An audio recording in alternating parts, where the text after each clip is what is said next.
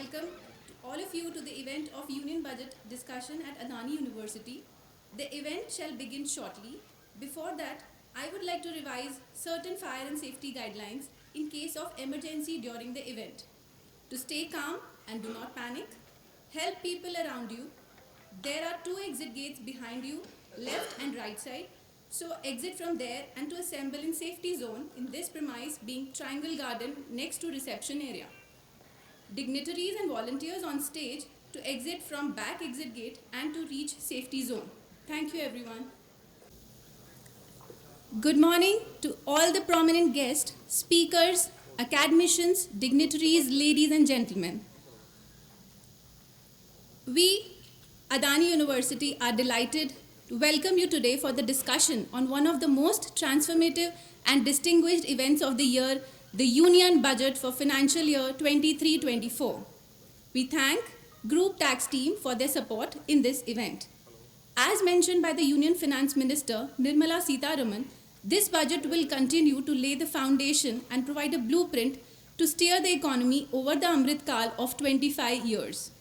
I, Komal Mimani, feel extremely overwhelmed to speak in presence of so many renowned guests, colleagues, students, delegates from industry and academic community.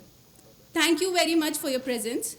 Adani University's contribution in their thrust areas matches with the Saptarishi mentioned by the Union Minister: inclusive development, reaching the last mile, infrastructure and investment, unleashing the potential, green growth, youth power, and financial sector.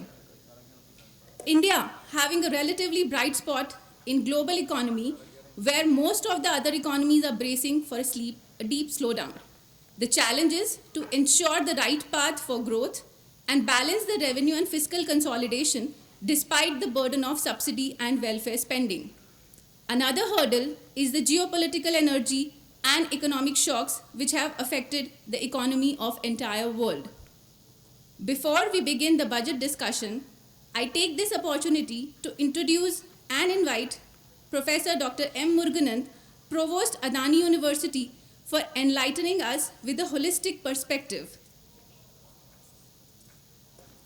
Professor M. Murugananth is a Commonwealth and DAD Fellow, a doctorate from the University of Cambridge, UK, with more than 2 decades of experience. Professor M. Murugananth is a strong proponent of integrated and multidisciplinary education. He has demonstrated experience in implementation of the STEAM education, science, technology, engineering, arts, and management model to inculcate the multidisciplinary approach, creating transdisciplinary impact. An administrator, academician, researcher, and an institution builder rolled into one. He remains as a series chairman of one of the largest material congresses, FIMPART, attended by scientists from 67 countries. He has instituted Dr. Baldev Raj Gold Award for scientists who are contributing through transformational research. It is worthy to mention here that he was the youngest chair professor in the history of this chair position by the Ministry of Steel and Mines, Government of India. A befitting reward for his sustained and positive contribution to education, research, and industry alike. May I have a big round of applause for Professor Dr. M. Murugananth. Thank you, sir.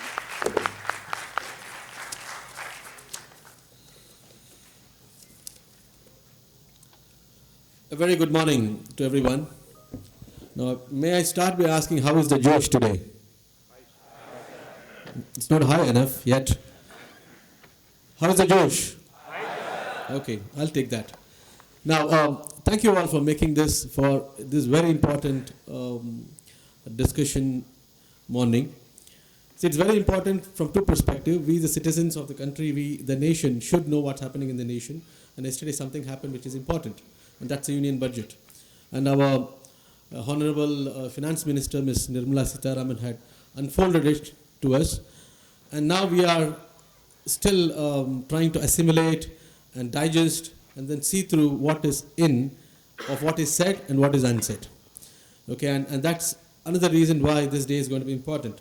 While Komal was just mentioning about the Saptarishi, where 7 priorities were mentioned, If I dare to list it, it's infrastructure and development and unleashing the potential, green growth, and then you have the infrastructure, inclusive development, and reaching the last mile, youth power, financial sector. I think it has touched on most of the country's needs, as much as weaving it with the digital and the current AI and the futuristic ones, and then yet taking it to the rural and including the tribal sectors. And about 9 ministries have been also, I was just looking at the report that came by, allocation for specific ministries, 9 ministries, and defense seems to be at the top of this budget, as much as we have pharmaceuticals, which has about, I think from the last budget, 1,150% raise, from the last budget. Well, thanks to all our scientific minds, which has made it possible, so that the government has put the trust on the sector. So, given that, I will not stand between the elite membership who have come from Deloitte. I thank them for coming here all the way from Mumbai, and our own family team led by Dhiren Bhai here.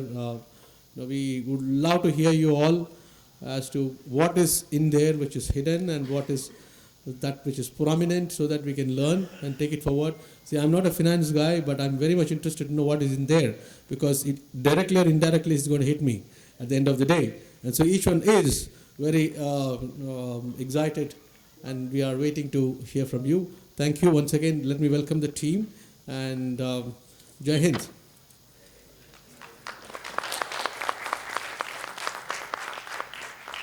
Thank you, sir. Moving on, I feel honored to introduce Dr. Astha Agarwala. Dr. Astha Agarwala, Fellow of Indian Institute of Management, Ahmedabad, specializing in public systems and a master's in economics. Her teaching and research interests are in the areas of public policy, infrastructure management, and urban economics. Besides this, she is a keen researcher and a passionate academician. May I now call Astha Agarwala on stage for her insight on economic outlook, post-budget, and macroeconomic trends.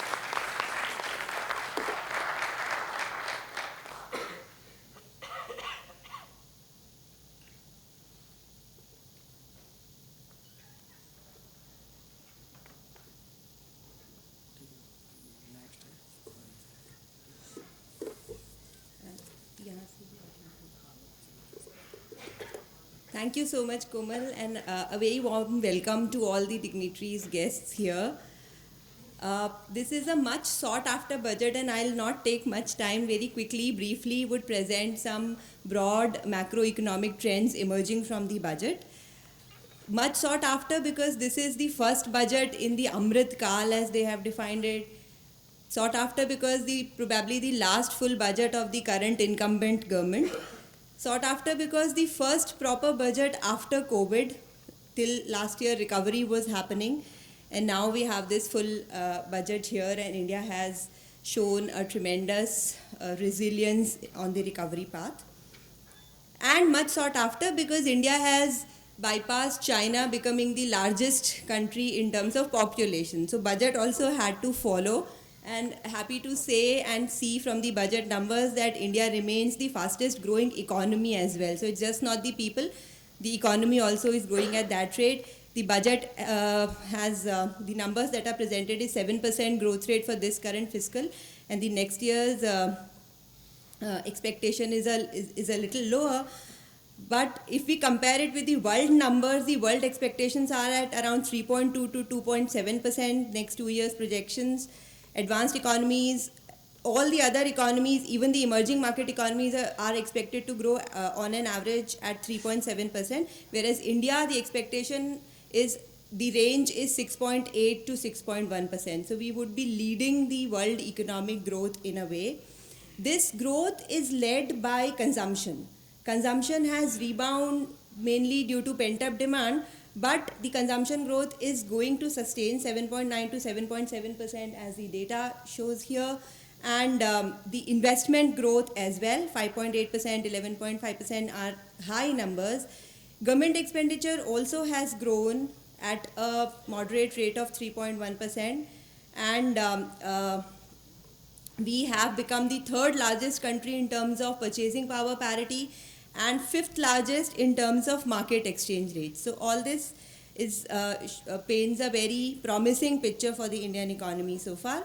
But there are concerns also, and one of the most important concern is the rising specter of inflation. RBI has predicted that inflation in the next the ongoing fiscal year is going to be at around 6.7%, which is beyond the RBI band, the permissible band in a way. And therefore, what is likely to happen is that the monetary tightening that we all are experiencing across the globe would continue. This inflation is not just the specter for India, it is a worldwide specter. So therefore, interest rates rising is going to be a trend, and if interest rates rising are a trend, then that would lead to hardening of bond yields, and corporates would be required to, or the banks probably would be largely affected mark-to-market losses because of this trend. Inflation has been a result of the conflict in the European countries, but this is going to stay because of as the World Economic Outlook says, that the recessionary outlook that is predicted for the years to come. And another concern that India as a country is facing is the slowdown in export growth. Immediately post-COVID, exports had risen. That the immediate 6 months period post-COVID was a period of high export growth, but exports have slowed down now. And with slowing down exports, the current account deficit is likely to expand, and if that happens, then rupee depreciation would again be a concern. A good news there is that we have enough foreign exchange reserves to fight this rupee depreciation if it happens. So far, rupee has performed well.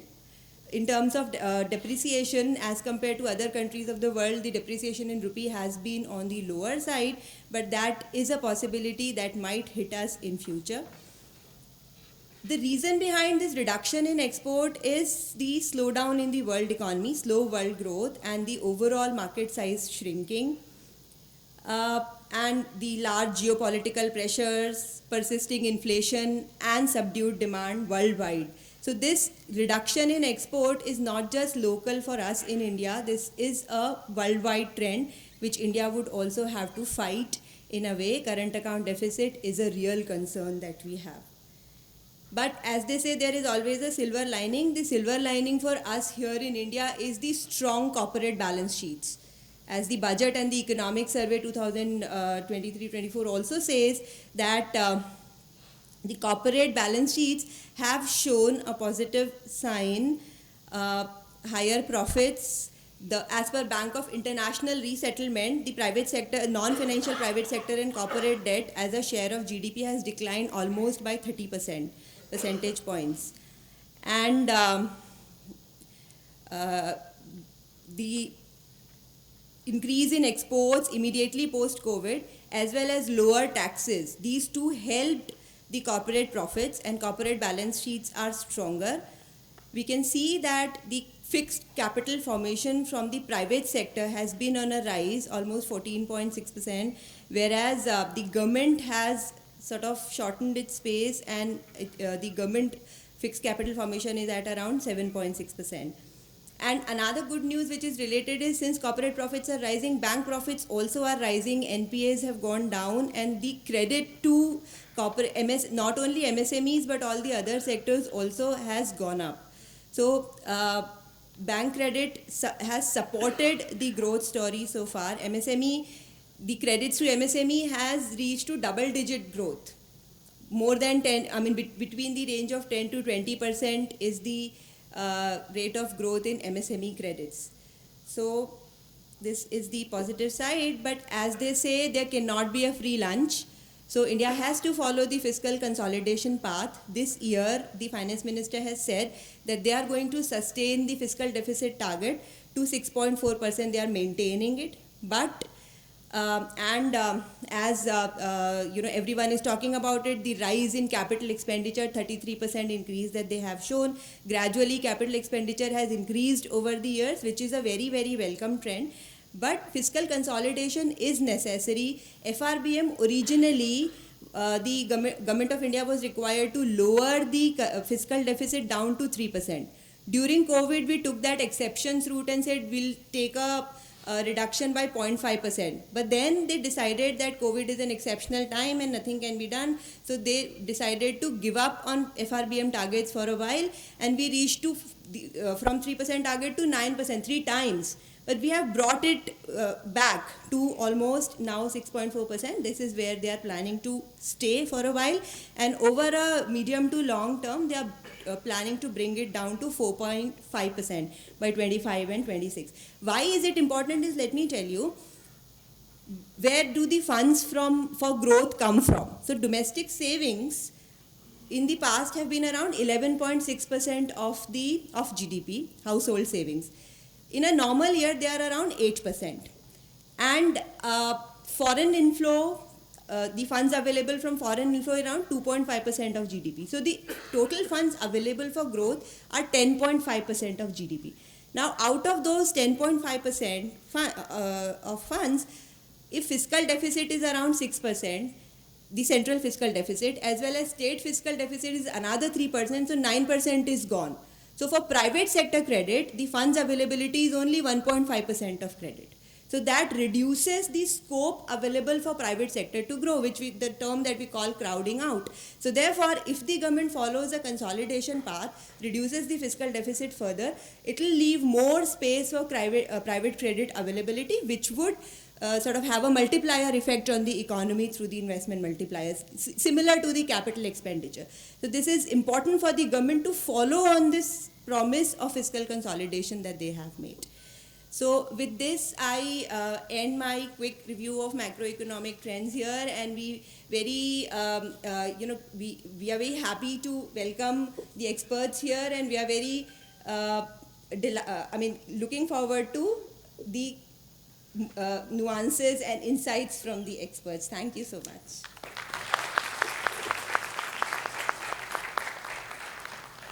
Thank you, ma'am, for your insight. Deloitte is a leading global provider of audit and assurance, consulting, financial advisory, risk advisory, tax, and related services. With more than 150 years of hard work and operational in 150 countries and territories, this organization has grown in scale and diversity. It couldn't have been better than this that we have the partners of Deloitte amongst us for a discussion on union budget. May I have a big round of applause for all of them? For the first deliberation, I am honored that we have Mr. Hemal Zubalia, partner Global Business Tax, Deloitte, with us. Mr. Hemal has more than 24 years of tax and regulatory experience. He is an India Tax COO. He has been with Deloitte India Tax Leader for Energy, Resource and Industrial Industry Vertical. Sir's specialization includes international tax with extensive experience on cross-border tax issues and contract structuring. He is a co-chairman of ASSOCHAM National Council on Direct Tax and a faculty of IBFD courses for advanced level workshop on permanent establishment international tax planning. May I request Mr. Hemal Zubalia to come on stage? May I have a big round of applause, everybody?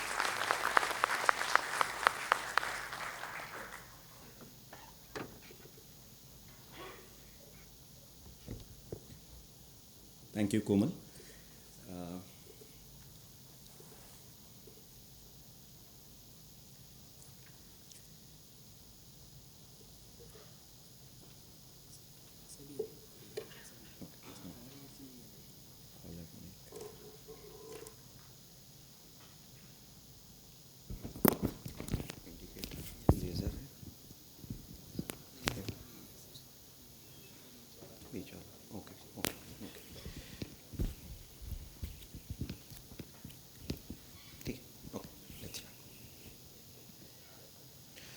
Okay, while we set up, I think, thank you, Komal, for that kind words and the introduction. To begin with, let me, I think, as we was just chatting before this, people were asking as to what do you feel about the budget?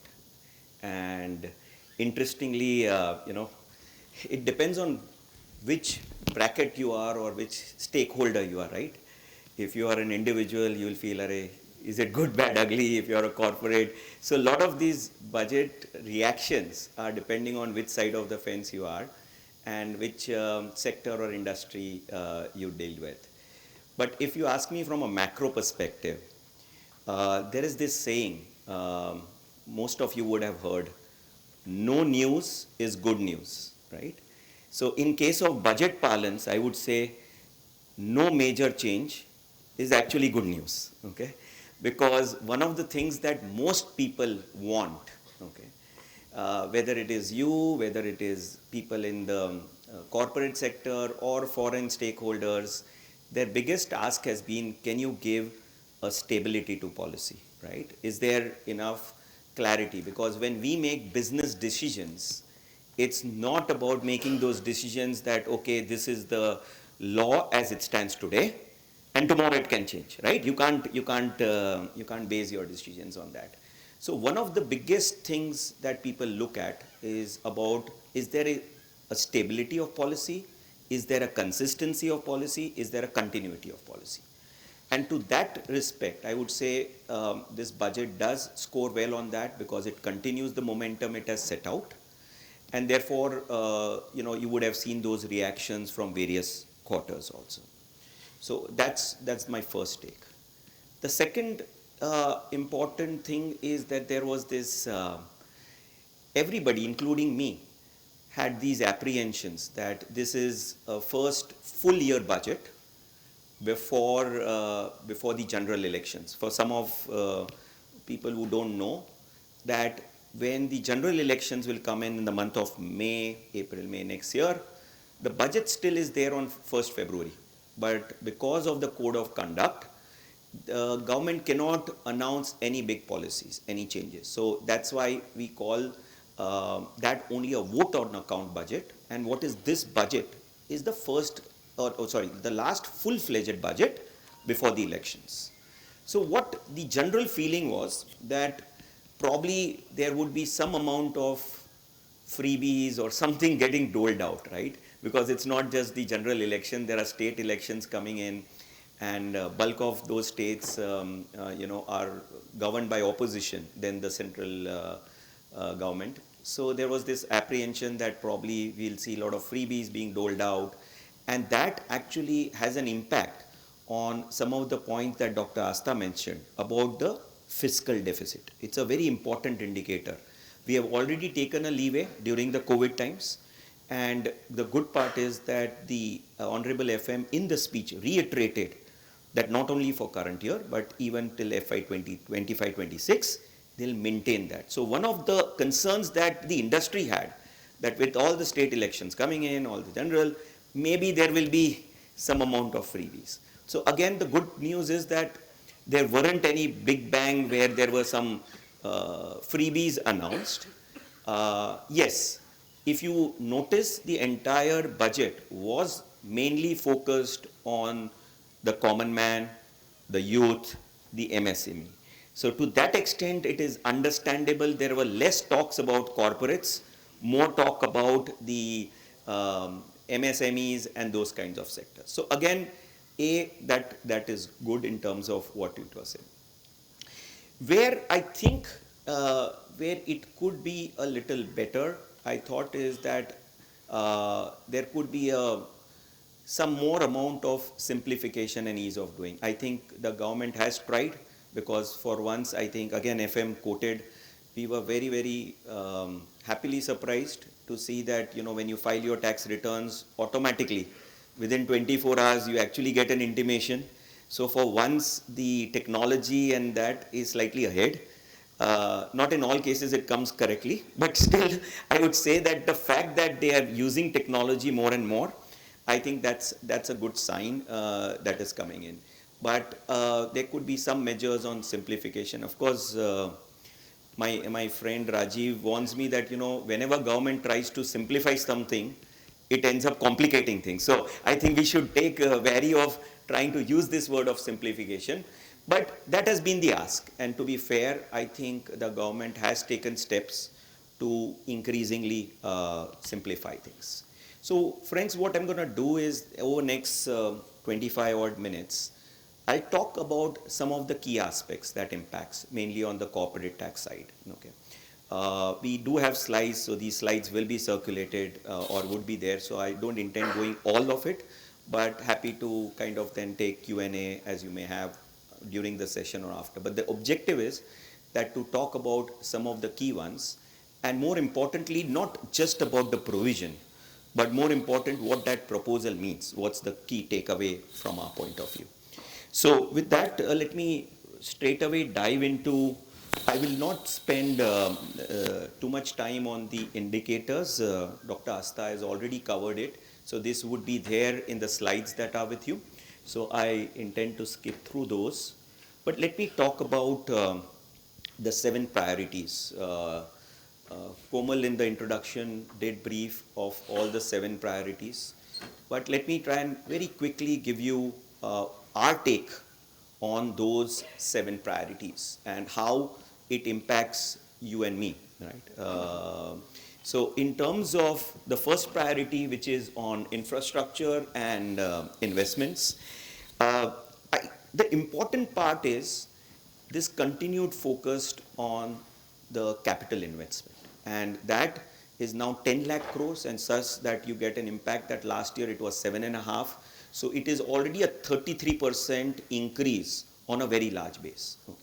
And again, talking about continuity, this is a common theme. They, from pre-COVID and especially during COVID times, they have continued to make those investments.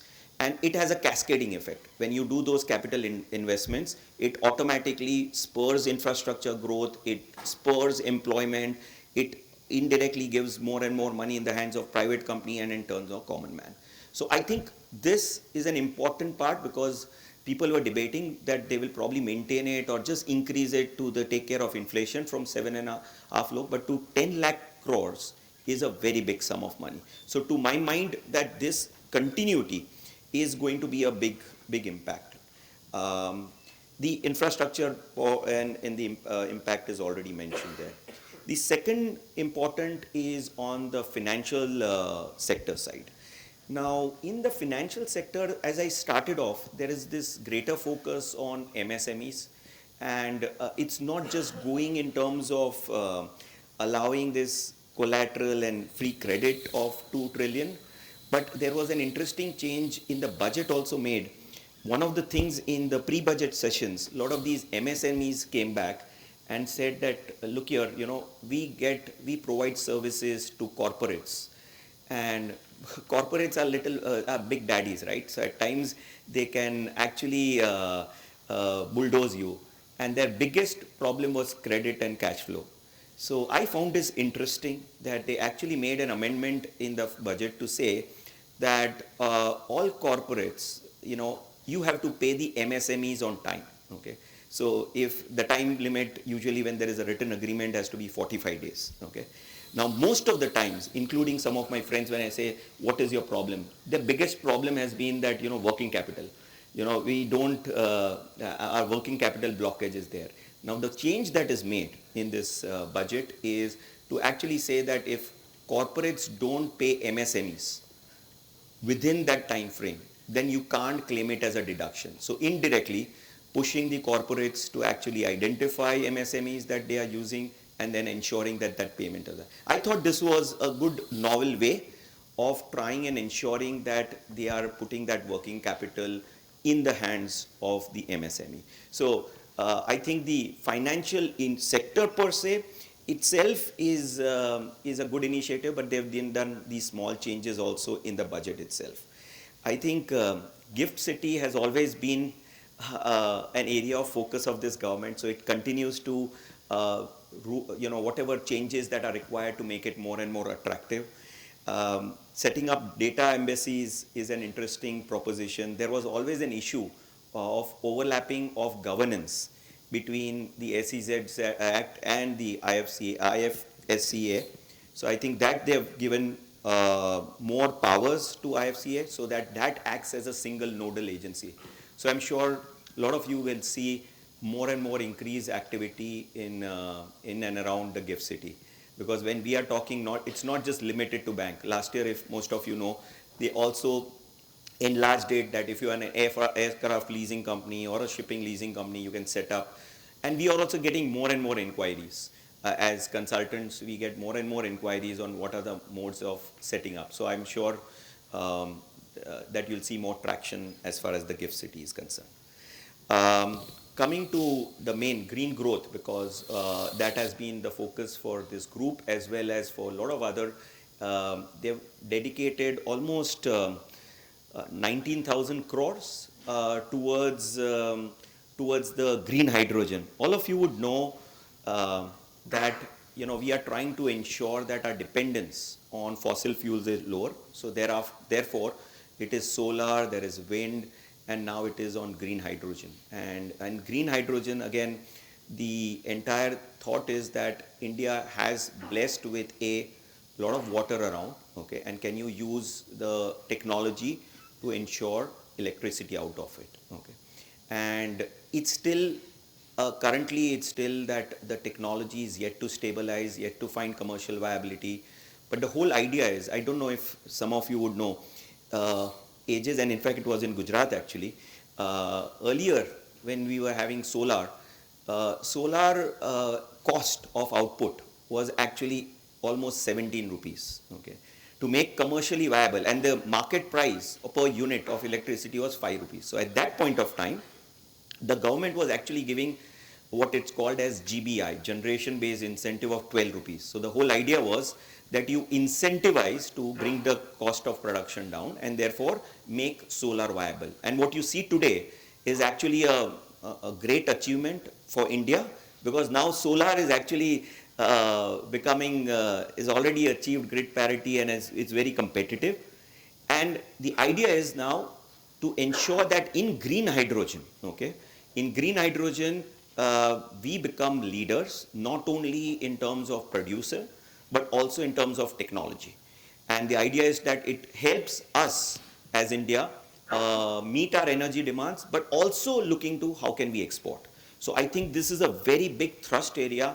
And while 19,000 crores is allocated, I think bulk of it, while they are yet to announce, will be on the PLI scheme, the production link incentive of setting up green hydrogen plants in India. So we will see that into more as it comes along. I will probably skip some of this, but more importantly, if I have to give a highlight in terms of the unleashing the potential, I think what is important in terms of not just make AI in India for India, but I think increasingly they are using technology. This part that the finance minister mentioned, PAN, permanent account number, to be used as a common identifier.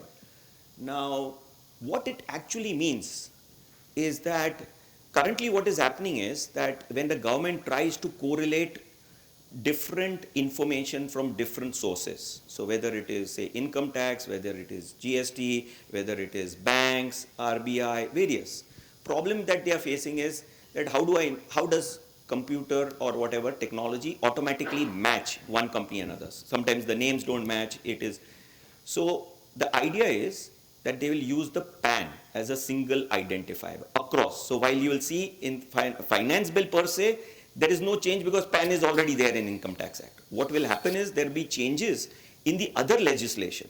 And because of that, they'll be able to correlate. So there will be a time when automatically the tax authorities will come back that, by the way, we have already noticed that, okay, you have received something based on your bank account. We have already noticed that you have spent this based on the GST.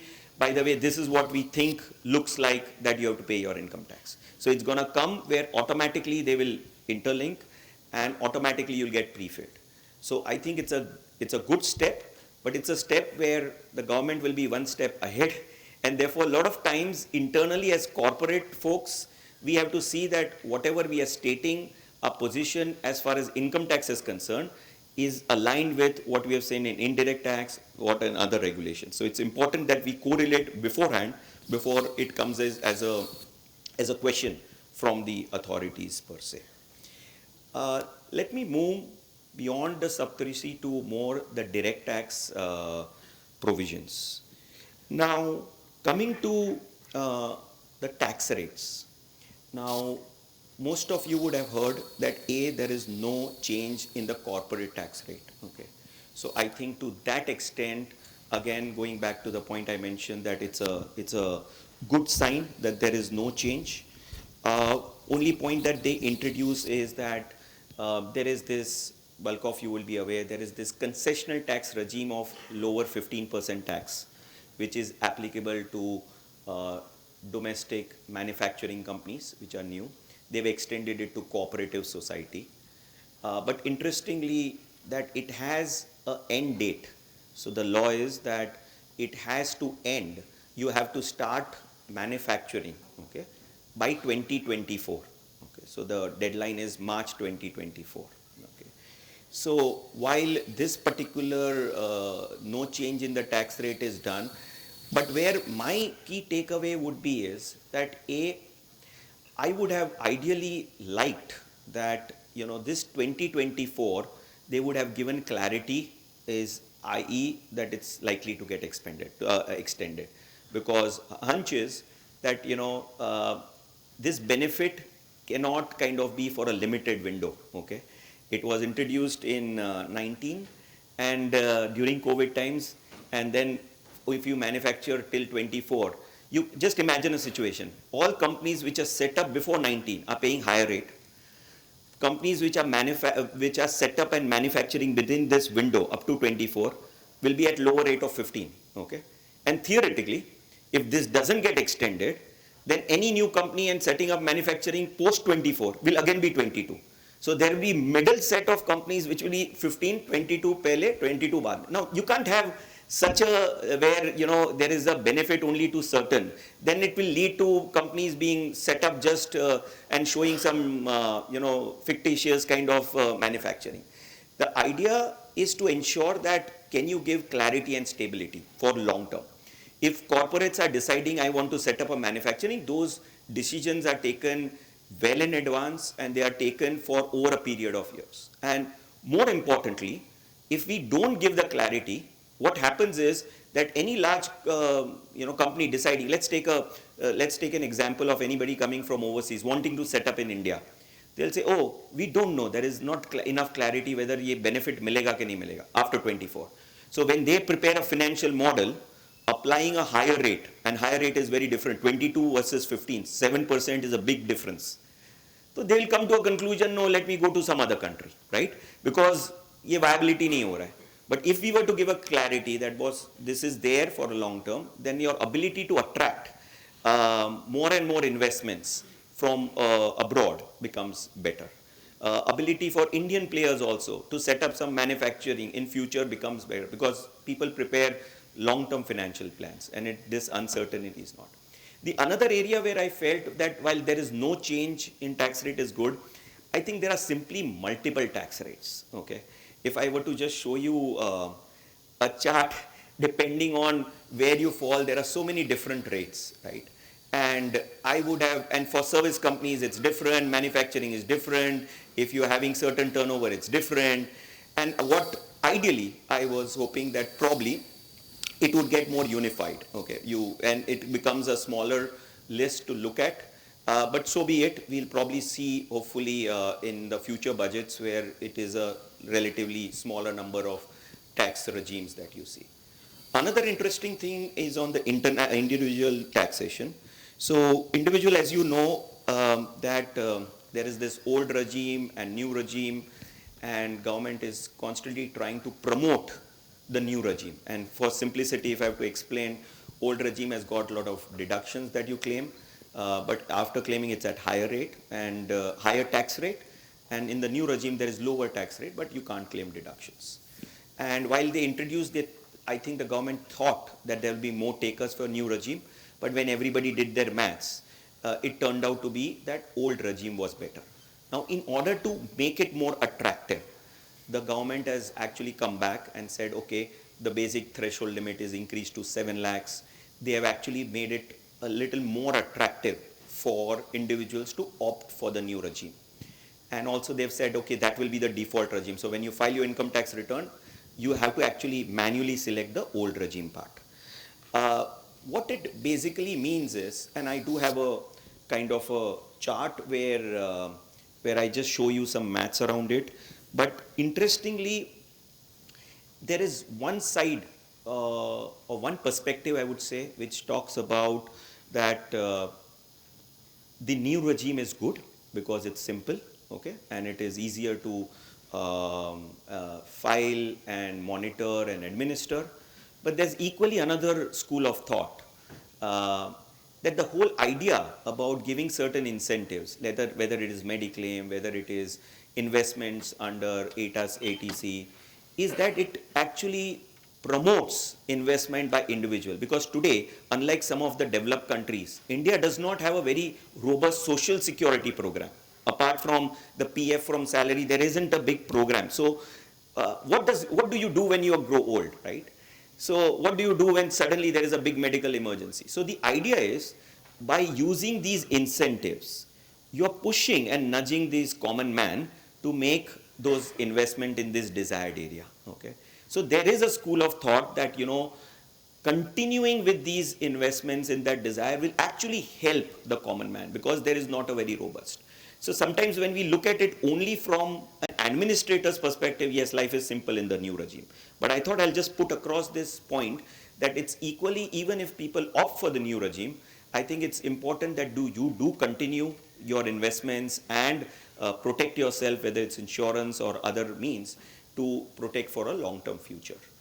Other point before I go to the tables is that they have reduced the surcharge from 37 to 25. Again, I think the trigger has been is that a lot of individuals, which are especially earning more kind of salaried income or running income, when I say it, because there are two types: individuals who earn their wealth by having shares or property, but there are individuals who earn recurring income.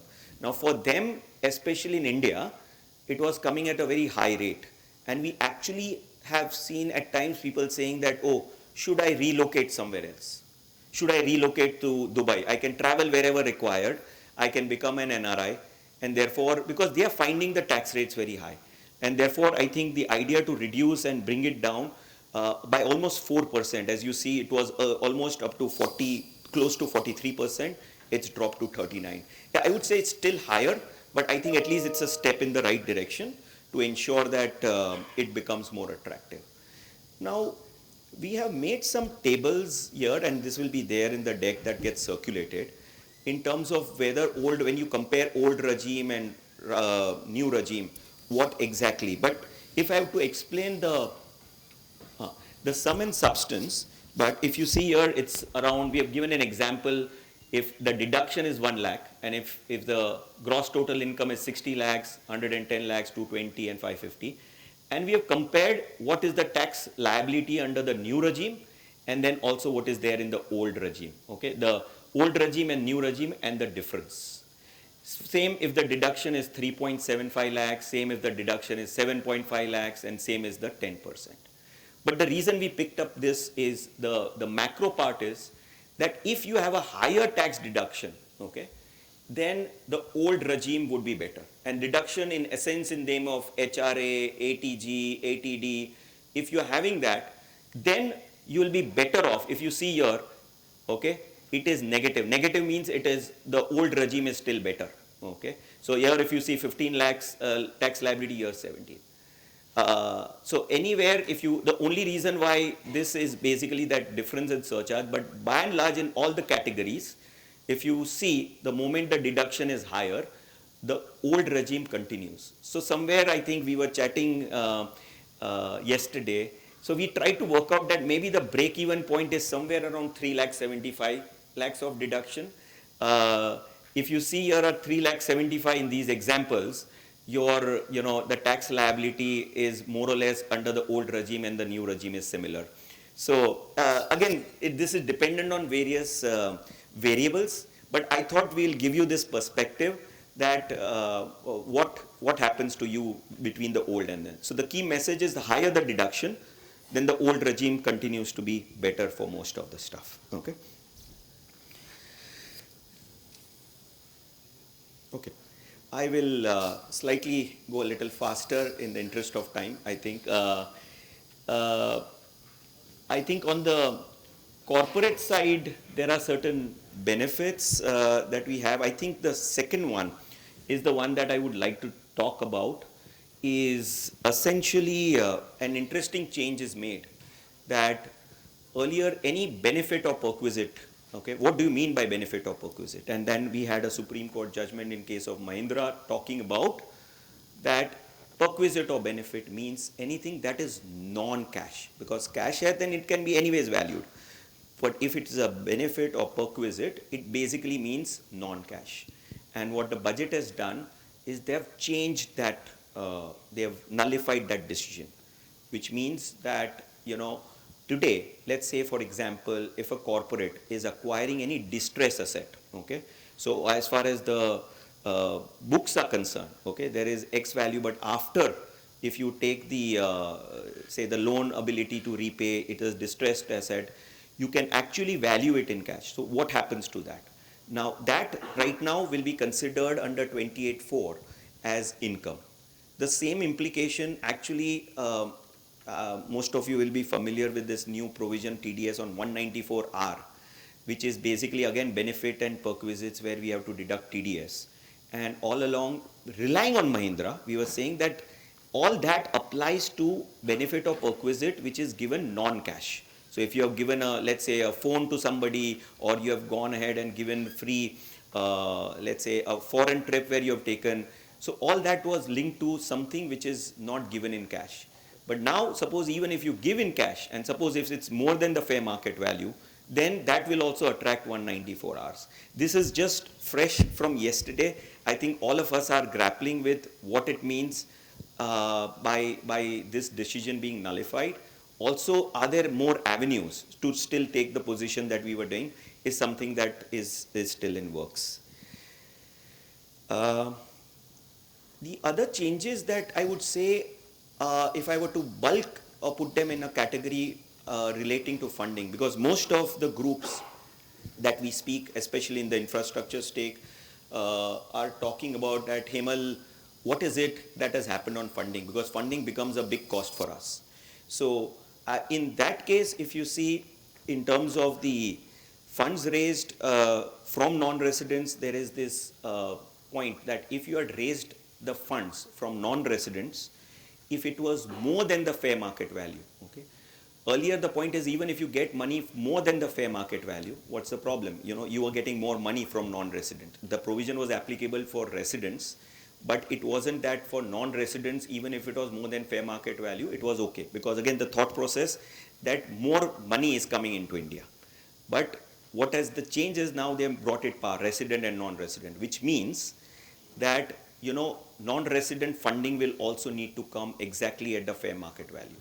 Sometimes we have seen, again, people doing lower amount of face value, more amount of premium, mainly on account of, sometimes on account of stamp duty. There are a variety of reasons. But now what it means is that there's more focus that as corporates will have to do is to ensure that it is more or less in that fair market value range that we have.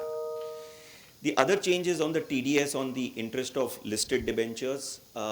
Interestingly, it was not there for residents, whatever interest you have paid. And we have seen a lot of people structuring listed debenture as a good source of funding. Now what happens is that government has mandated TDS and at 10%, which means that it becomes, if the investor is somebody who is really in a non-taxable bracket, then 10% becomes a cost for him.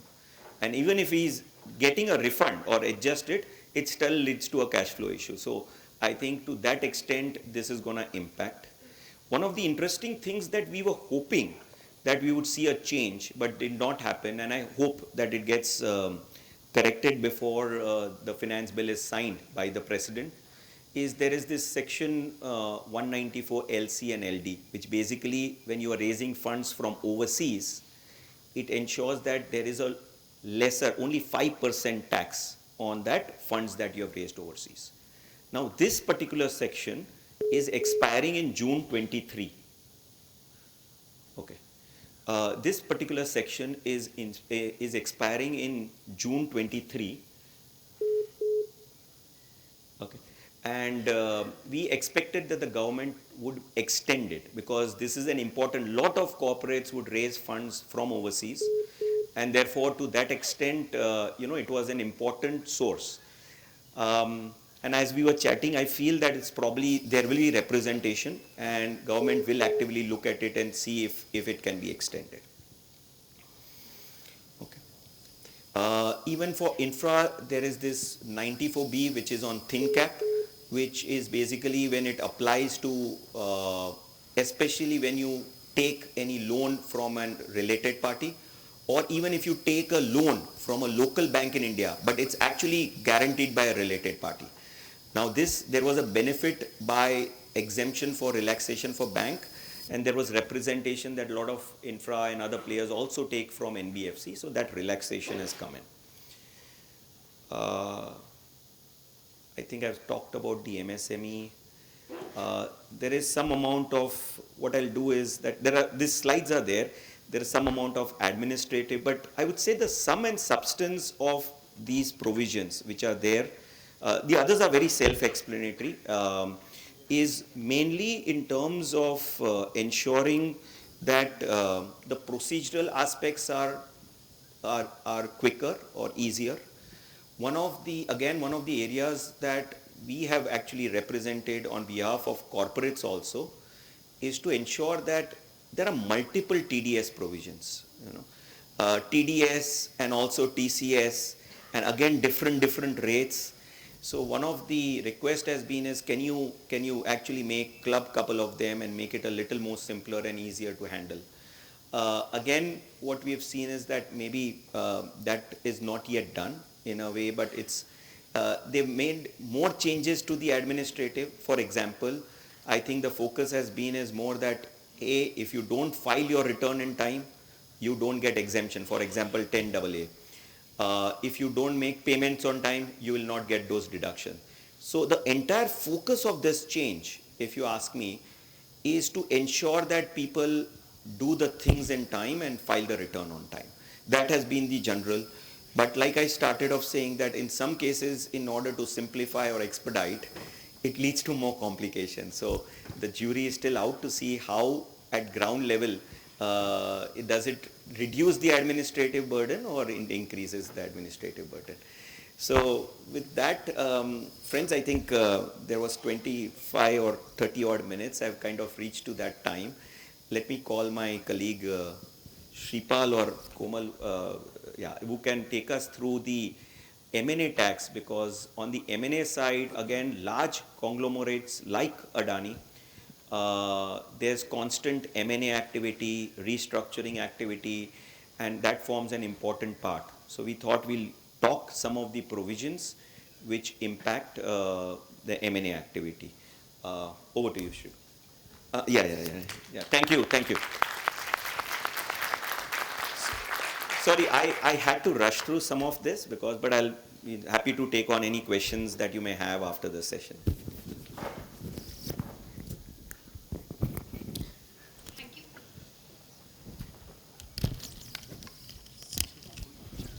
sir, for throwing the light on supplementary and direct tax implications.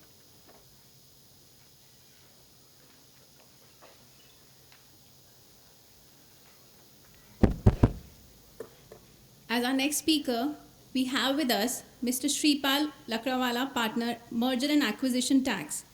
Mr. Shripal has over 22 years of experience in M&A taxation department.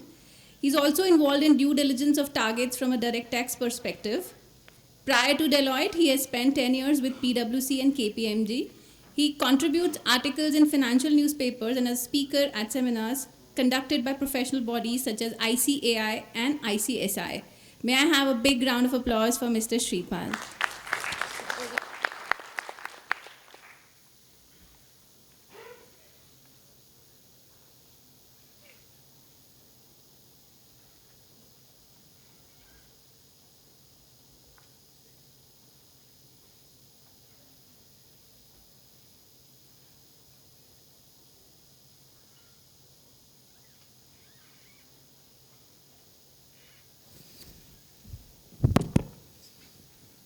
Thank you, Komal. So there are not many changes. So I'm not going to spend the entire time allocated to me. But having said that, there have been few fine-tuned changes which have happened, and these changes will have a far-reaching consequences in some cases. The first one, Himal of course discussed, was on the share premium. So there was an exemption, or if investments were made by non-residents, then they were essentially, if it was done at a premium, then it was not considered as income. Now this has been brought in. Interestingly, they need to align FEMA as well as income tax, which they have kind of failed. When we look at FEMA, and if they are having investments from a non-resident, they say that investments have to be at a minimum of fair value. It can be at a value, any value higher than that. And when it comes to income tax, they are saying that if you are going to bring any value which is more than the fair value, then we are going to charge it as income from other sources. So this is kind of, there is a disconnect. Now, this will have a far-reaching consequences. So one simple way of saying is that we will produce a valuation report from a merchant banker or a chartered accountant which will substantiate the value, and therefore I should not be extremely worried. I should not have sleepless nights. So this is one way or one angle of looking at things. But when we actually structure an M&A transaction, when an Indian investor is, or an Indian entrepreneur is putting in money, and there is some premium which is to be brought in by a foreign investor, there is always a disparity. There is always a premium which has to be paid. And at some point in time, when we are having two different valuations, this is going to raise eyebrows. This is going to attract a lot of investigation from tax authorities. So we'll have to see how things evolve around this. But of course, the transaction structuring, in particular transaction structuring where we are having joint ventures with foreign investors, or where we are having joint ventures with foreign technology partners, etc., those will have to be structured very differently. We'll all have to wear our thinking hats once again to see how we can bring all of this together. The second one which is there is on the market linked debentures. So there are instruments there is a 10% taxation in case of listed debentures which is provided for capital gains. Now what has happened over the years is bankers and financial institutions have come out with very innovative products. So they come out with an instrument which is a hybrid instrument, which is a debt instrument, which essentially is a debenture, and it has a derivative features as well, because the debenture interest is linked to market returns, and therefore these are hybrid instruments. And the government was very clear that we are not providing a 10% for any derivative instruments. So now they have come out and defined what is a derivative instrument. They are saying any instrument which is where the return is linked to the performance in market would be considered or deemed to be a derivative instrument, and any return on derivative will be considered as short term. The minute we say it is considered as short term, it is then linked to the normal rates of taxation. So this is a change which has happened, but this is a prospective change. So any future income on account of capital gains, when it will be considered as a short term capital gains. The third one is on the joint development agreement. So it largely impacts individuals and HUFs. So where individuals or HUFs, they have they are the owners of land, and they have got into an agreement with a developer. See, we are Adani as a group is big way into real estate, and they are going to receive consideration. So consideration is received partly in cash, and some consideration is received in form of we'll give you say 20% of the built up area. The interpretation which was always there in my mind is everything ought to be taxed. But there is another school of thought which always said that what is received in cash has to be taxed. What is not received in cash is not to be subjected to capital gains under 45. They have made it very clear that the intention is that whether it is received in cash or whether it is received otherwise, in form of your share in the developed property, all of that will be subjected to tax. On the startups, it's a welcome change. So they had a couple of years back brought in a provision to say in case of a startup. So typically how does a startup ecosystem work? So I have a startup and I will keep on getting investors. So my holding in the company will directionally keep on going down. And I will have for round 1, round 2, round 3 and several investors will come in. So the provision in the law says that if there is a change in shareholding in excess of a prescribed threshold, which is 51%, then the losses would not be available for carry forward and set off. They have said like, if you are a startup, then even if there is a change in more than 51%, but the losses have been incurred in the first 7 years, then they will be eligible for carry forward and set off. What they have now done is they have increased the period from 7 years to 10 years. So this is in that sense a welcome thing, because a lot of startups don't get stabilized in the first 5-6 years, and in particular the new technology startups, they do take a lot of time to stabilize. Okay. Next is on the business trust. So this we'll spend say a few minutes here. So in case of business trust, which is REITs and InvITs, they have made a change. Now we need to understand how a REIT or an InvIT functions. So REIT and InvIT will have a unit holder on the top. The unit holder will invest into REIT or InvIT. And InvIT will in turn invest into those infrastructure SPVs or real estate SPVs. When REIT and InvIT regime was brought in, it's a special regime under a particular section 115 UA, which said that there is a pass-through status which is accorded to a REIT. So if any income is received by a REIT or if any income is received by an InvIT, then it will not be taxed, but the income is dividend, interest and rental income in case of REITs. And it will be taxed, that same income under the law has to be passed on to the unit holders, and it will be taxed in the hands of unit holders in the same and like manner, and also in the same proportion. So if I have received 100 rupees as income and I am a InvIT, and 50 is received by way of dividend and 50 is received by way of interest, then when it is taxed in the hands of unit holders, I am giving 10 rupee to the unit holder, then 5 rupee will be taxed as dividend and 5 rupee will be taxed as interest. So these provisions were there.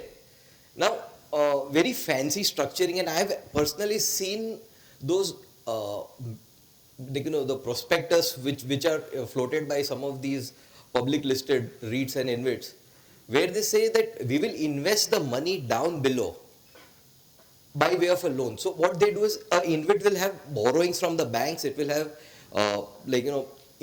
infusion from the unit holders. When they're put, say they've raised 200, now they're infusing that 200 down below, they will infuse 150 by way of debt, and only 50 goes by way of equity investment in the company. Then as and when the SPVs start making profit, they will say that we are repaying the debt which we have taken from the InvIT or REIT, and they will repay it by way of a debt. Now, if I were to read the provision before this amendment was brought in, when you say that it has to be taxed, the nature of income in the hands of unit holder will remain the same as the nature of income in the hands of REIT or InvIT. In the hands of REIT or InvIT, the nature of income was repayment of debt, which cannot be considered as income. And therefore, there was a view to say that when this repayment happens in the hands of unit holder, then it won't be taxed. Now, this has been, what is being proposed is we will set this right. They have very categorically brought in an amendment to say such repayment would be considered as income under section 56(2)(12). They have also made an amendment to say that if you are going to receive any redemption and you are going to adjust it against redemption, then you will get the cost basis for the units that you have. This will change a lot of things in the existing REITs and InvITs which are there, who have structured their things by way of repayment. But the way they will have to possibly set it right, and I'm only speculating right now because this is just same time yesterday we got to know about the provision, is they will have to possibly convert those loans which they have given into equity, and then they will have to take money by way of it.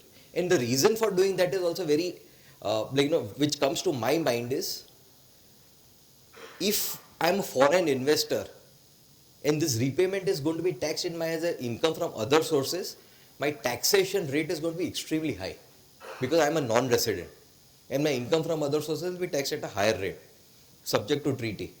So a lot of these existing REITs in which where they have made investment into SPVs, post 1st April, they will have to look at doing conversion of those and if there are existing loans, or they will have to do all the repayment and do fresh infusion into those SPVs. So this is something which will evolve over a period of time. There will be some action before March, there will be some action post March. The second one on this slide is on intangible assets. So there have been judicial precedents. So if there are certain, there's section 55, which talks of what would be the cost of acquisition or cost of improvement. And in case of intangible assets or certain rights, the section does not say that it will be nil. And people have taken it to the courts to say that the cost is not mentioned. And courts have also held that if the cost either has to be zero or has a positive number, otherwise computation mechanism fails. So they have now specifically mentioned that in case of certain assets or rights which are intangible assets, which are self-generated or where there is no cost which has been paid, then the cost of acquisition of those assets or rights or cost of improvement would be considered as nil for the purposes of computing capital gains.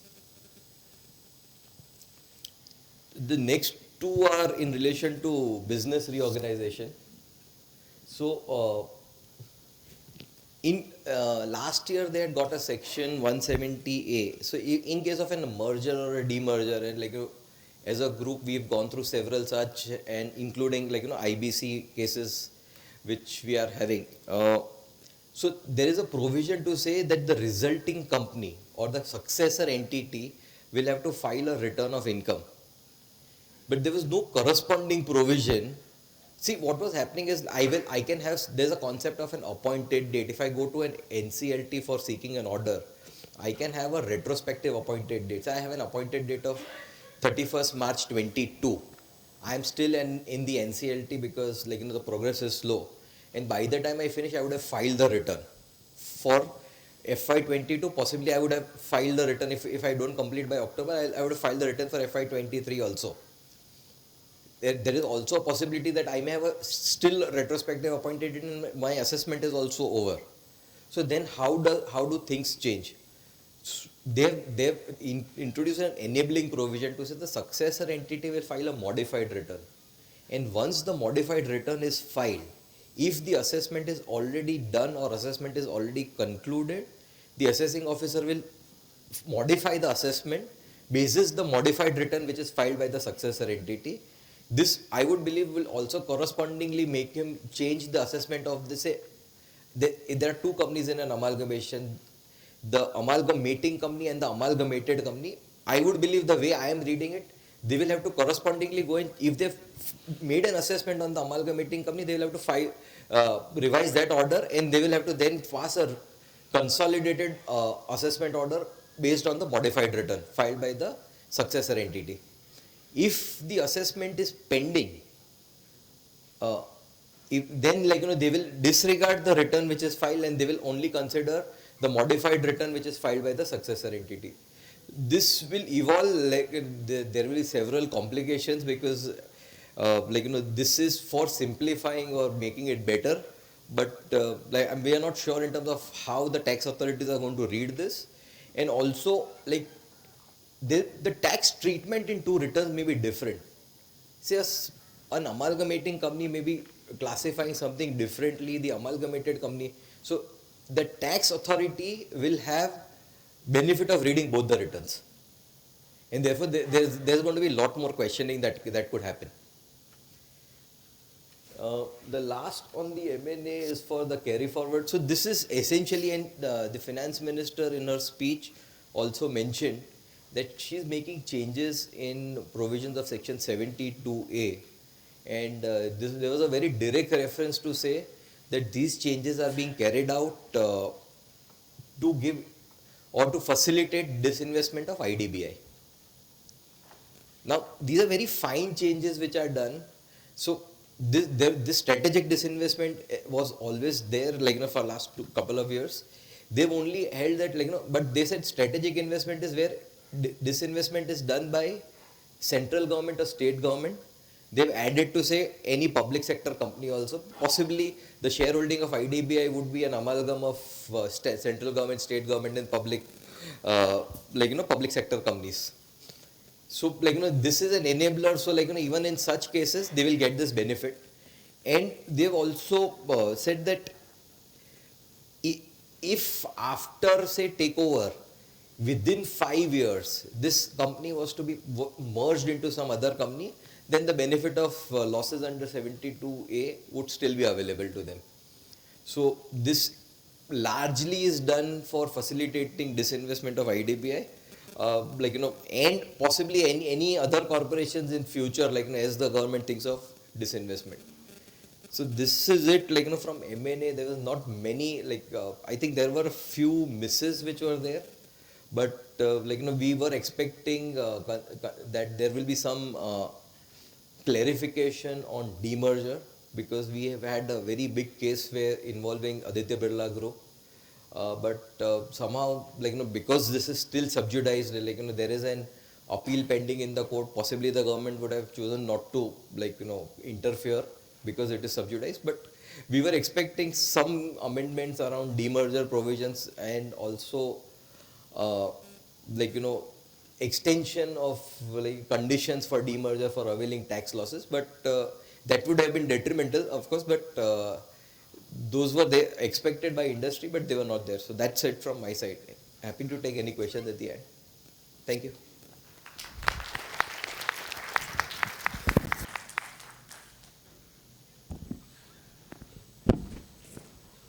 Thank you, sir, for enlightening us on this branch of taxation. Before I move on, I would also like to thank participants who have joined us online for their presence. Moving on to the next deliberation, I take this opportunity to introduce Mr. Anup Kalawat, Partner Indirect Tax, Deloitte. Mr. Anup Kalawat has over 32 years of experience and has advised many companies in diverse sectors. He specializes in providing indirect tax related advisory, compliance, and due diligence services. He has an expertise in advising clients on tax implication, structuring of transaction, for tax optimization, implementation, and representation before tax authorities, as well as litigation. He has been specializing in logistics, real estate, oil and gas, infrastructure, and manufacturing consumer business sector. He has advised many clients covering a wide cross-section of global as well as domestic companies in the private and public sector. He regularly contributes thoughts on air and print media. So, welcoming Mr. Anup Kalawat with a big round of applause.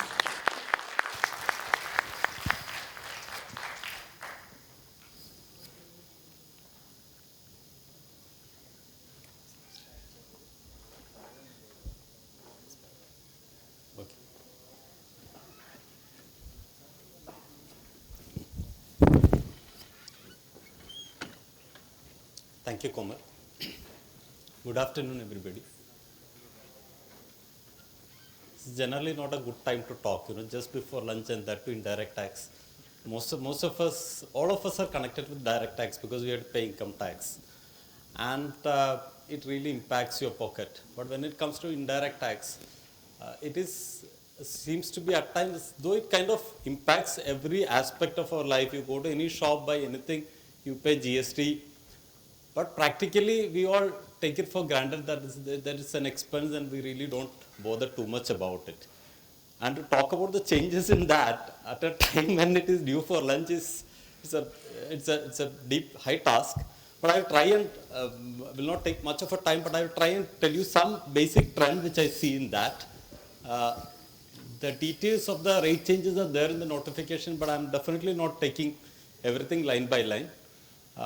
Any specific queries you have on it, please raise it. More than happy to do that, because I don't want to really run through the whole budget. It becomes boring at times. Yeah, so what is the trend which you see in this budget? From an indirect tax perspective, the biggest trend which you see in this budget is couple of, one of the main points, even from an opposition point perspective, otherwise mostly people are asking is that what is happening? The import from China seems to be going up and up. And currently we are about $100 billion of imports. There is not much of an exports which is going in. It's in the range of 20 billion or something. So what are we going to do with it? So Prime Minister last time around introduced a initiative for Make in India. It has been fairly successful. If you try and look at it, the poster boy is mobile phones. 4-5 years back, we were nowhere in mobile phones. But suddenly we find that we are one of the largest exporters of mobile phones in India, in the world. And we are increasing the capacity day by day. So that's a good model to follow. So what we have seen in this budget is, one attempt has been that increase the duty on certain goods like, which we can manufacture in India. For example, TV, we can easily manufacture in India. So increase the duty on the final product and reduce the duty on the component, so that it makes a worthwhile attempt to kind of bring the component into India and assemble it. And always it starts with assembly, then comes the final production, and then we take off. So from that perspective, it is basically assembling has been a target, so that there will be some amount of an industrialization. So we find many goods. One is TV, I mentioned, lithium batteries, another upcoming area. Again, there is a lot of focus on those batteries which is getting manufactured in India, especially for electric cars. It is going to be one of the top consumable in India. In the days to come, electric cars are supposed to replace most of our conventional cars. So in order to manufacture that, make those batteries in India, don't depend on, and probably export it at a later point of time. The solar modules, solar modules, practically China used to dominate the market. So last year around we came and told that first of all increase the duty on the solar panels which is imported into India. Then what we have done is that for the parts which is required for manufacture, we prescribed a lower rate. So there is a lot of companies which are setting up plants in India in order to manufacture solar panels. So that story is there. That along with PLI, we hope that there will be a triggering of, there will be an increase in the manufacturing capacity in India. The second theme which we find in the whole budget is one change in approach. Earlier in indirect tax, if there is a litigation, everybody used to litigate till the matter goes to Supreme Court. I mean, nobody used to really touch anything which is there in the court. But of late, the trend has been that try and clarify, try and amend the law proactively, so that people, those who, see, most of us are not interested in litigation. We just want to do business and go home and make money. So litigation happens because there is a room for interpretation. And often what happens is that room for interpretation, somebody takes an aggressive interpretation. And if you don't take an aggressive interpretation, you are out of the market. And if you take an aggressive interpretation, you spend the rest of your time in the court. So a lot of confusion is, like every other law, indirect tax law has got many confusing areas, and people have been running into the court. So what the government has done is that proactively clarify it. For example, initially when it came high sea sales, on high sea sales whether GST is applicable was the first question. Then they came out with an amendment. So what happens is that whether the amendment is clarificatory in nature or is it prospective in nature, there has been a second litigation around it. So what they have done is that this time they said it is, they're given the retrospective effect itself, so that there is no faltu litigation around it. That's a good step which I see. I see it in many areas, like where there is a requirement for registration. There were two sections, Section 22 and Section 23, which was contradicting each other. And for a common man who is trying to do the business, instead of going to the court and arguing that time, he was taking registration. And it was really kind of, what happened is that it was interfering with the ability to do business, or the joy of doing the business, whatever you call it, ease of doing the business. So what they have done is that they clarified that, okay, if you do not have any kind of a, if you are merely like selling only exempted goods and services, don't take a registration. It's a good thing, so that people know what it is.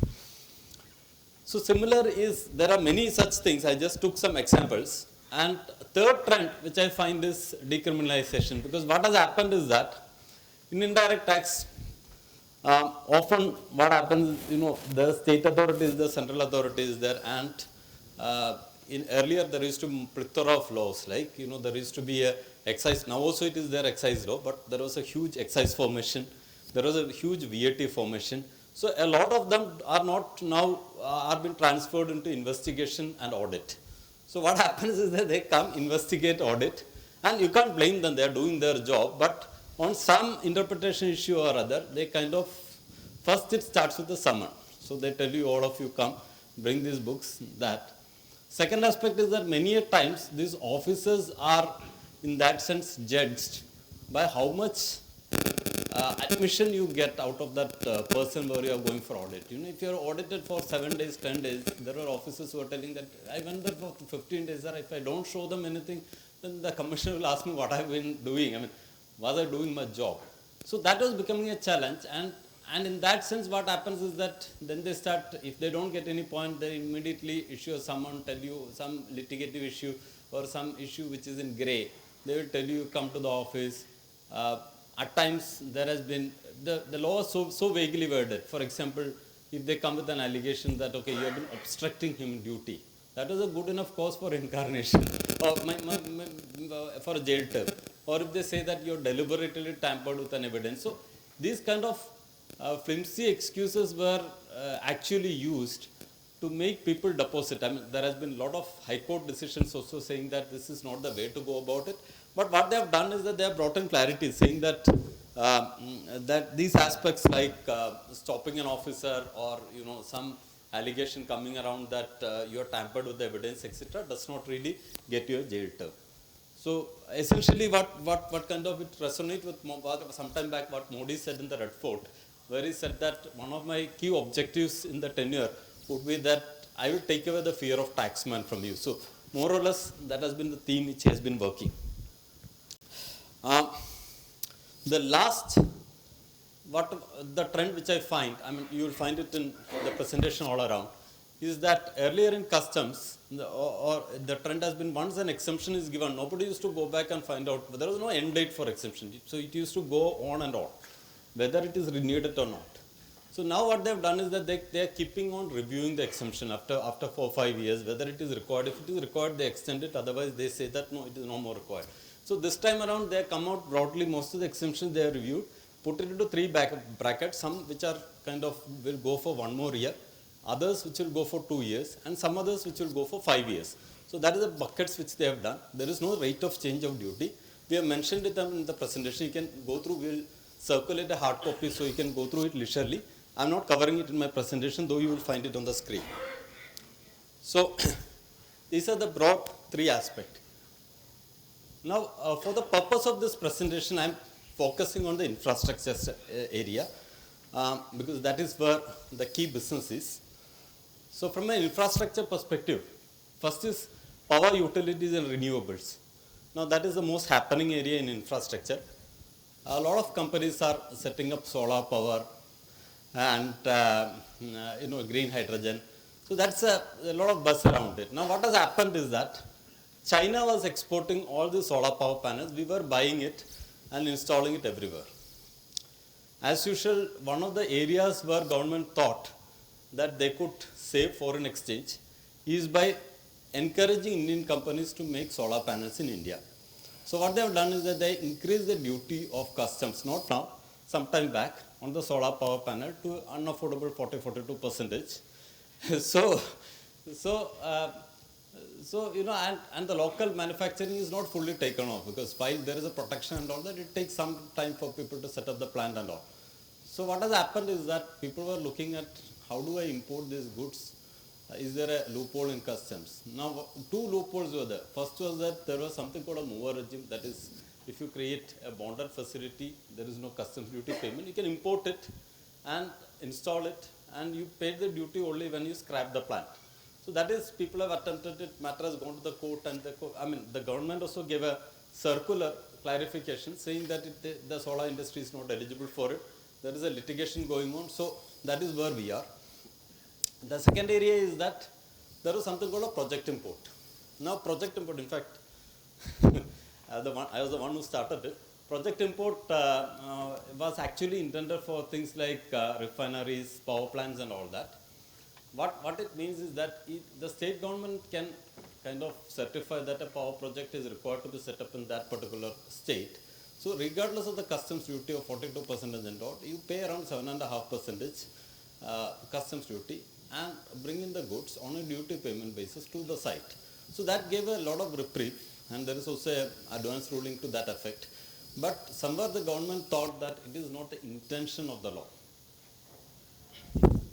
Now, initially they amended the law, which excluded that solar power is clearly being taken away from that, not from the legislation per se, but from the operative provision of it. And there has been litigation around it.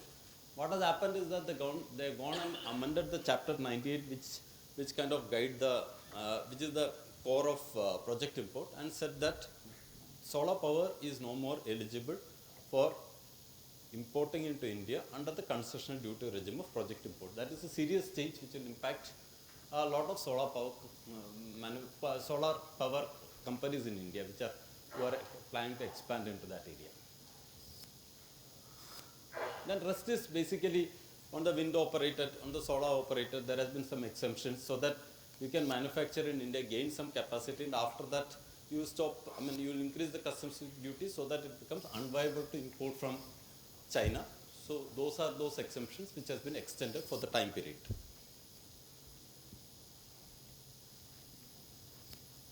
Now, oil and gas and chemicals.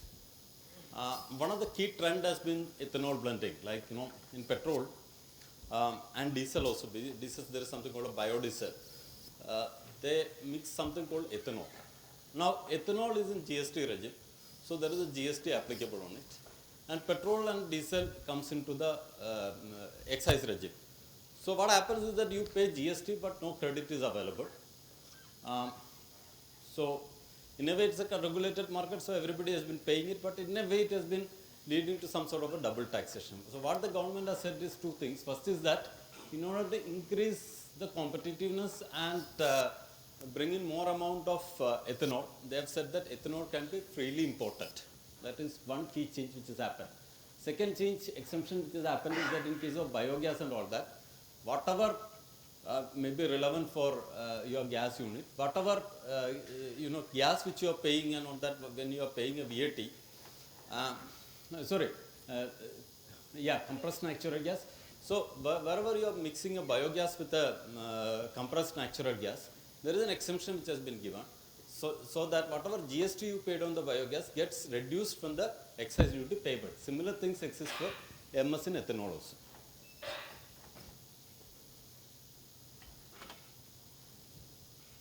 Otherwise, what you find in that sector is primarily extension of the existing notification, which is there.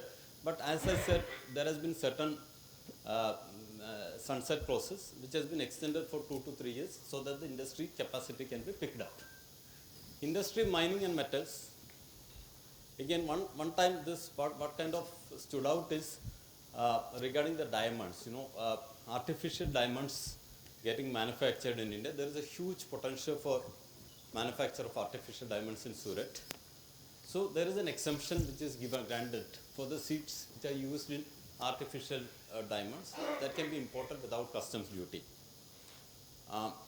So that will probably trigger the manufacture of artificial diamonds in India. Similarly, there have been some abnormalities, like gold used to be taxed at a higher rate, silver used to be taxed at a lower rate. So there has been a rationalization of the precious metal. So these were the two key changes. There are also things like, which I mentioned earlier, that lithium batteries and other things which are brought into machinery which are used for manufacturing of lithium batteries, etc. For that, there is an exemption which has been given. And all around the theme has been the same, that increase the customs duty on the output and you reduce it on the inputs which are required, so that it will trigger industrial revolution, or rather it will support the Make in theme of Prime Minister. So this has been the basic trend around it. Number of notifications is that I am not taking it across, but everybody can go through that which we are circulating in this. If there is any kind of a doubt, clarification which you require, I'm more than happy to clarify. Please feel to ask. Good to ask. Thank you.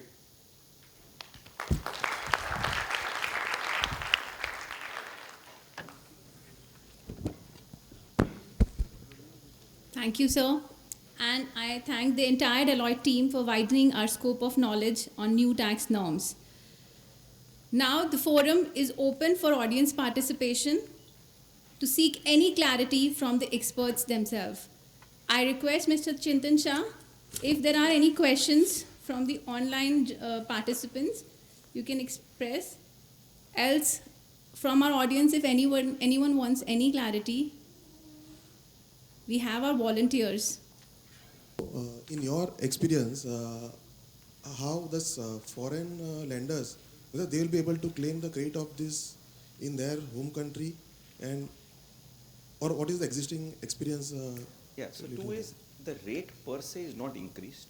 The concessional rate is done away with. So basically you will then fall under either 20% or based on the treaty rate. Okay.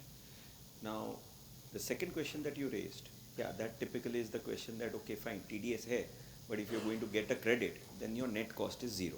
Okay. But more often than not, okay, either in that home country, against that interest receipt, they will have interest payment. Okay. So net amount, pay even claiming the 5% on gross amount that we are deducting, nahi hota hai. Because if you take, let's say 100 rupees idhar se gaya, jis pe we have deducted 5 rupees. Now that 100 rupees went in the overseas country. Now in that overseas country, theoretically, even if it's taxable, 100 mein se usually they end up paying 98, okay, to as interest. So 2 rupiya bachta hai. 2 rupees pay tax rate of that country. Let's assume 25%. So 50 paisa. 50 paisa pe 5 rupiya, so anyways that credit is lost. Did I get the maths or it's too fast? So I'm saying most often that credit, if at all, is not utilized in the overseas country. Available hai, but it's a dead cost to me because there is not enough tax liability against which I can claim. Are there any refund provision in that country they can claim? No. So again, most countries, including India, will not give you a refund because logic is simple. Let's assume that is in Europe, that country. Okay, that company will say, boss, why should I pay you? I have not received that 5 rupees. That 5 rupees is actually received by India. So other that country is never going to, whenever they will give a refund only of taxes paid in that country. So refund mechanisms will not apply on foreign credit. That's the law even here. Yeah. You get refund not of the foreign credit. Certainly. But you mean to say they will look at the on a net basis? That's it. In most countries, interest, if at all, will be taxed on a net basis. And there is, I would say, 9 out of 10 cases, we have seen that there is not enough tax liability to claim that credit. Okay. Many times there are these insurance funds. They will not have a corresponding expenditure of interest. So in that case, can we try exploring? Yeah, you can look. That's not a problem. Okay, you can look at it. Again, what happens is even if you take pension funds, insurance funds, and others, invariably there will be one which is their routine business income, but they will set up another entity which is pure for investment on global international. And when you look at qua that, because it's TDS is deducted in India qua that entity, right? Not the main entity.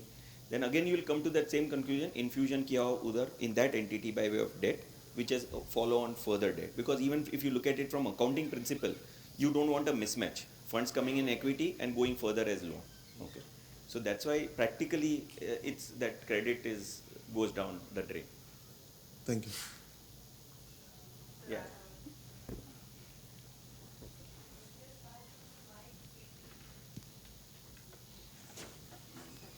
Hello.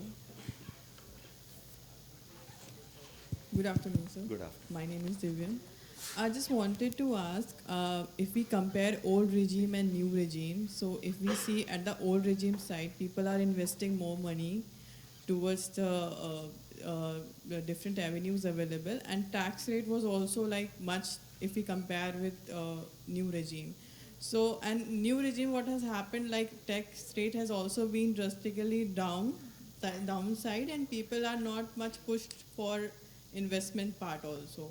So that will lead to more disposable income in hands of individual. Yes. And that will lead to more inflation, which I think is because people consumption power will increase subsequently. Right. So I was pondering upon the question like what could be the possible reason when government thought about this idea to increase such introduce such a scheme which is not beneficial in either way, like benefit government is not getting money on the tax side also on the investment side also. That I was interested. Can you to know. elaborate the second part? Because just I think if I recollect right, the FM did mention that with this change, the disposal income that they are leaving is around 35,000 crores, which ultimately will go into consumption, i.e. with the money saved, people are going to buy, let's say, consumer goods and all that stuff. So ultimately they feel that, okay, this money, because as government, I can do capital investment, which I'm doing as, say, infrastructure and blah, blah, blah. The other is in order to promote the FMCG and others, I'm leaving enough money in the pocket of the common man or the middle class so that they are able to do. So that will give boost to that sector. So that part is achieved. The question is either I directly give impetus to the FMCG or I leave enough disposable income for them. So their idea is to leave enough disposable income. Now the question is, how should I leave that disposable income? Should I leave it by making changes in the old regime or new regime or both? Now government has taken a decision to make changes more to make new regime attractive. So that's the call that they have taken. Thank you, sir.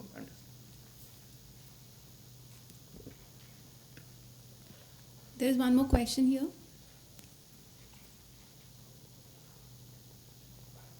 Sir, Yeah. Finance Minister has announced that foreign banks in GIFT City can issue participatory notes. The much, which SEBI has almost banned it 4 years back. So Right. what must be the objective of this actually? Because the APIs will have the tax benefits. Or is it that actually it will, because API there is a drawdown of the foreign exchange reserves to the tune of more than 20 billion. Is it the policy again to bringing back with all its adversary consequences is wise, and what must be the government thinking? So 2 points, sir. It is. One is participatory notes per se, okay, has been there in the international market, okay, even prior to using in India. It's not an unknown nature of, okay. Now, what was happening if you go back in history, that with the participatory notes, investments were happening in India. Then back to that, the question was, the government was not able to figure out who is the ultimate owner, okay. And therefore, even when they raise those questions, because when you raise it to the overseas entities, they would say, oh, this is held by a trust, beyond that we can't get the details, blah, blah. There was always some other roadblock by which government did not, okay. Now coming to a point where in IFC, okay, the question is, and SEBI is anyways, as you said, will be monitoring probably the thought process, where I also frankly per se don't know the ground level details, but the thought process is, A, it is an existing mode of investment preferred by women. 2, because it is an IFC and our ability to regulate and monitor that, okay, ultimately kya hai, let's find out, will be greater, because then when I take participatory mode in India, I have the rule that, okay, let's find the ultimate beneficiary owner, okay, and get it. And therefore, probably to attract, they have made it. So I think you should contrast it vis-a-vis our ability to regulate and govern at least entities which are in India to get to know the ultimate beneficial owner. And we'll see now as SEBI comes out with detailed rules and regulations around it, we'll see how it takes shape. So that. No, so see, let's understand IFC. Okay, the whole idea of IFC is that today it's not that India as a country we are losing some of these international finance hubs to say Hong Kong, to Singapore and others. Okay, so we are competing because we've looked at fund managers and private equity house, and all of them are saying that okay, they get a lot of benefits. In fact, in these countries. So idea is to make it competitive. So if if you compare that, okay, they are getting certain tax and incentives being there compared to the domestic, let's say, yes, it will be, you will feel that it is, there is not a level playing field, okay? But if you look at the larger perspective, that let's, as India, we are losing out a lot of these, private equity funds and others to Singapore and others. Let's at least create that. Let's make that competitive so that there are more job opportunities, the capital market in India becomes stronger. If you compare, then I think it's a level playing field, and therefore I think it's a good measure that we are comparing, rather than people going out of India. So this is more with respect to indirect tax. In place of supply, there has been one amendment wherein they have removed the proviso. They have amended to remove the proviso of section 12 with respect to transportation of goods. Place of supply in case of transportation of goods. Can you help us with the example to understand what shall be the exact implication of the same? Yeah, so see what happens is that earlier transportation of the goods, it was said that the place of supply will be the destination of the goods. So suppose you are going to FedEx and couriering something, say to say to Dubai. Now what happens is the goods FedEx will charge you a GST because the service is provided by one resident Indian to another resident Indian. It is subjected to GST. At the same time, they will put it as what?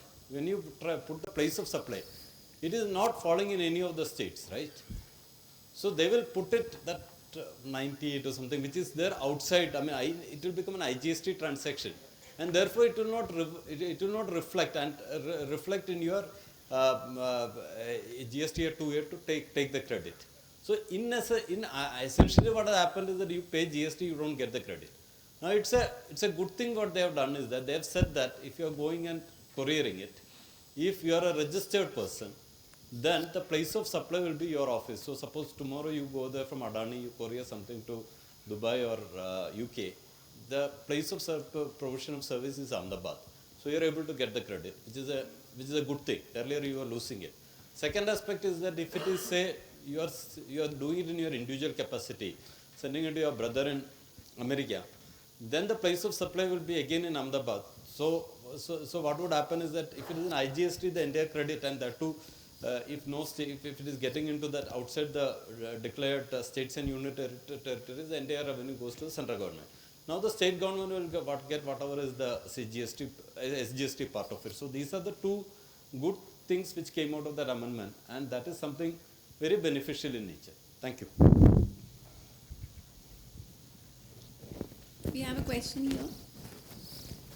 Direct or indirect? This is with respect to 56 to 7B. In case there is any adjustment under section 56 to 7B in case of a non-resident, what transfer pricing implication will be there?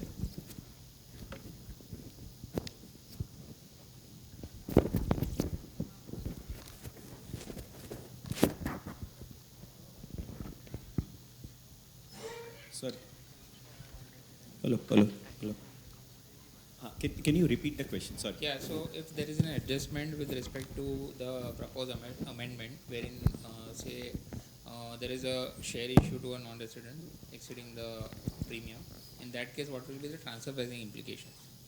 In hands of, you're talking, see, in the hands of both the entities, Yes, right? yes. So let's say from 56 to 7, from an India. So 56 to 7B is applicable as income in the hands of the company. Correct. Now when I look at it from the shareholder, like the foreign non-resident shareholder who has made investment, Correct. it is on capital account. So income ही नहीं होगा ना. it won't be an income. See, 92 you will start off any income. Now if the income itself is not there, then the question of determining whether it is arm's length or not will get diluted. So to that extent, it will be not an issue in the hands of the foreign player. Correct. Does In that the hands answer of that Indian question? company was issuing the shares?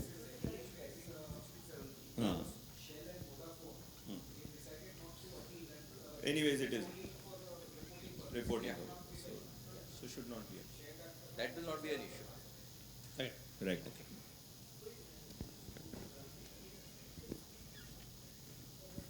question here.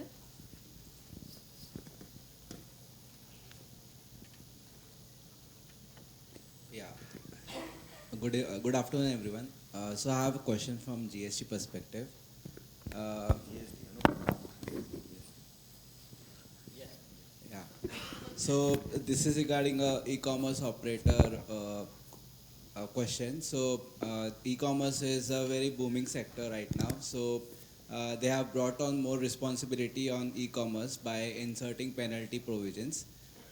Just one contradictory provision which I observed in this case is in 48th GST Council meeting, they had inserted in the agenda that the unregistered persons as well as composite dealers will be allowed to sell the products through e-commerce operator, but it will be only intrastate supply. But what I observed from the penalty provisions is that they have inserted a penalty if I allow an unregistered person to sell through e-commerce operator. So isn't it contradictory to what GST Council has adopted a position in the meeting? No, actually, this time around, they have set that certain categories of unregistered persons can sell it on even on interstate basis. There is an amendment to that. And what has happened is that post that amendment, what they are telling is that if suppose post that amendment, it is the responsibility of the e-com service provider to make sure that somebody is doing interstate, or it could be the case also to say that a composition dealer after some time has exceeded the turnover. So then he is required to do the registration, right? So in such instances where it happens, it is the responsibility of the e-com service provider to make sure that appropriate amendments are made and tax is accordingly charged.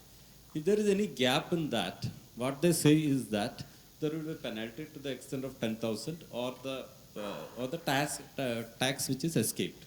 Now what it essentially means is that the department does not have the wherewithal, while they are given this liberalization and said that you can, in certain cases, you can do the interstate transactions, or whenever the status changes, they do not have the machinery provision to make sure that every transaction in that sense is scrutinized. So they are outsourced it to the e-com service provider and say that not only when you were to do the business, you will have to do this kind of a policing also. And once you give it, generally my sense is that people in the private sector are very, very careful about their responsibilities when it comes to tax. So they make sure that now, recently there has been asked, a lot of people have got a notice asking that, because they used to discharge GST based on the IP address. Now there has been a notice which has gone to many of them telling that you can't just go by the IP address. We actually want the PIN code of the person who is actually the recipient of the goods basically. So these are changes which has happened so that there is a better compliance. The department with limited manpower do not want to take the onus of compliance. So they said that, okay, larger companies as the case may be, please ensure that the people who you do business is compliant with the law. To that extent, when you are onboarding somebody, you have to have ways and means to ensure that he is reliable, and you have to make sure that he is tax compliant. So that is the whole objective of it. Thank you. Thank you. Good afternoon, everyone. Hi, Anup. This question is from the forum. They have asked in relation to excise amendment. The question is how the excise duty will be calculated on the whole amount of CNG by only ignoring GST paid on biogas component. No, I didn't get it. What? Okay, maybe. So the question which they are trying to say. CNG. Yeah, blended CNG. Right. See, that mechanism already exists for petrol also. So what happens is that there will be a particular amount. Suppose CNG, there is a rate, right? Out of the rate, gradually what the department will do is that they will prescribe, I don't know whether they are already prescribed or not, but generally it tends with prescribing a minimum percentage of biogas to be mixed with the CNG so that the agriculture sector gets some support.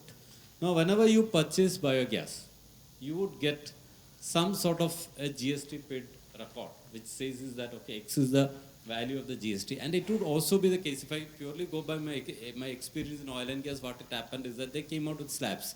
initially when it came to ethanol blending, it started with 5%. So they said that 5% MS and 95% MS and 5% ethanol. Gradually now it is around 20%, which they have increased. So what they have said is that, okay, when you invoice it, actually it comes with ethanol, you will have to give the description if I go by ethanol, that 95% ethanol mixed with 5% of, 95% of petrol mixed with 5% of ethanol is what I am selling. So you know the proration.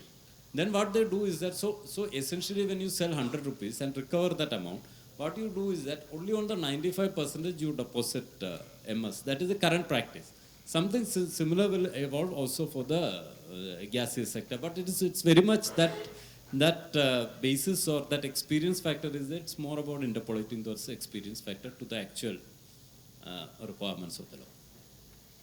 And one more question in that, in this exemption on the excise, what they are assuming this biogas we are buying. So for example, if there is an entity who is also producing the biogas but not buying the biogas, and they are incurring expenses like input services for, and incurring GST, also paying GST on that. So, it will not be a, level playing field. You will not get that benefit to that. That same question has been also taken up by various refineries now. A lot of refineries are now creating captive plant for manufacture of ethanol. There also they face the same problem. That is already under the consideration of the Ministry of MOP and NG, and they are working on some sort of a abatement for that. Once it is given to one product, I'm sure that it will go to the other product, but it is of recent origin, because till now what happens is that everybody used to buy this biogas or ethanol from outside. Last maybe 1 and 2 years is when we have seen that refineries are putting up those plants. So it's of recent nature. It will get solved. And one more question. It's regarding section 23, that registration requirement. 23, 24. 23, 24, and which is overriding over 22 and 24. So the question is, there is one entity which is simply doing, which is hardcore in forward supply of exempt goods, or it is in 100% exempt supply. But if suppose there is a RCM requirements like import of service. It's not required, because it starts with the word notwithstanding. Notwithstanding, the whole change which I said is that they said notwithstanding. Notwithstanding means that in terms of supremacy, 24 overrides 23. Correct. The question is, the registration requirement is not required. But from the levy of the RCM. No, you don't have to pay. How will you pay without a registration? You don't have to pay that. So then we can take a standard RCM. I'm not required to pay because a registration requirement is not required. Yeah. We can take that. You can take that stand. Okay. That seems to be the objective. Otherwise, there is no objective around. And anyway, you require a registration to pay GST, right? I think we'll consider this last question. There is a question from Mr. Satish Kumar Sinha. Can this progressive budget will pave way forward a regenerative economy model? What's your take on it? It's on economy, not on tax. So the question is, can this progressive budget will pave way towards a regenerative economy model? What's your take on it? Will help regenerate the economy. So how? I think let her. She presented one.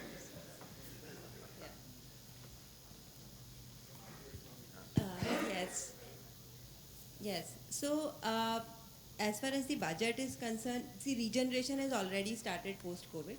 Now there, I would only like to highlight, to answer this question, manufacturing sector is not picking up in spite of PLI. So I presented the data also. Manufacturing growth projected for the next year is around 1.9%, which is not enough. Services is doing enough.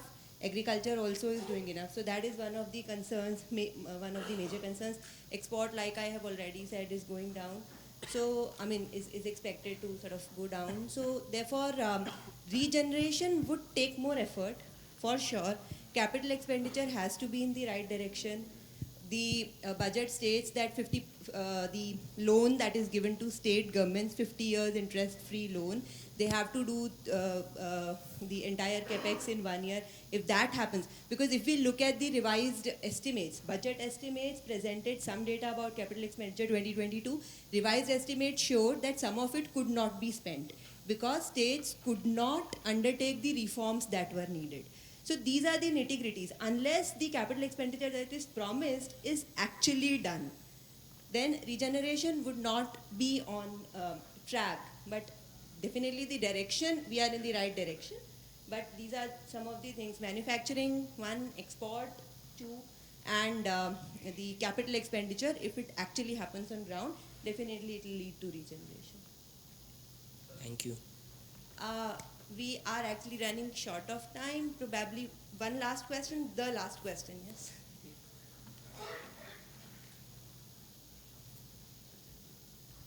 This is basically regarding the selection of the regime that is old and the new. So as we see, one of the conclusion that the amount of deduction is higher, so the benefit goes in the hand of the SSC. So now they are saying that new one is the default one. So does it mean that any changes in the next budget or the afterwards will be in the new regime only, and will not be any impact the limit or the rate in the old regime? No, I don't think that. What they mean to say is that, typically when you go in the form and all, default will be that when you go in the form, because anyway they're simplifying the forms also. So the default will be that the new regime, and then you have to click on buttons to take the old regime. I think possibly, I guess the thought process is that, people who just simply go and file, by default they will choose the old regime. That's that. But this doesn't mean that there would not be changes as such in the old regime per se. Okay. So does that answer your question? So one of the logic that has been given that it will end up the more liquidity in terms of the SSC in the new regime, correct? But ultimately on the other end, when the people will not go for the the investing in the kind of the sections, so it will restrict the fund in the hands of the government also. True. So one option is that today, like I said, if let's say the desired investments were in ATC, suppose, and therefore you invest in PPF and others, I think that part, okay, the government takes a call that, okay, do I really need investment in that category or not from a fund? The idea was not that PPF needed funds. The point was that are you encouraging people to invest something which A, gives you good amount of tax-free interest, will help you at a later date. That was the objective. It wasn't really, in those cases, it wasn't, unless, for example, if there were investment in tax-free bonds where it was desired, or infrastructure bonds. So there the objective was you were trying to make some tax incentives to attract. Now, bulk of these things, whether it is, let's say, PPF investment or in a Mediclaim insurance, those are not that they need money in that. The idea is to actually push individuals that why don't you do this, because this will help you in the long run. So thoda objective mein alag tha. So it's not that they are going to be, if you people go on the new regime and therefore the investment in ATC drops down, that they're going to, I don't think that's the worry, because with that disposal income, the person in new regime can do either of the two things. A, continue investments, which again it will go in the market, either capital or debt, or use it in disposable, spend that money, right? So both ways I think they are fine with it. And the last question is regarding the processing of the refund.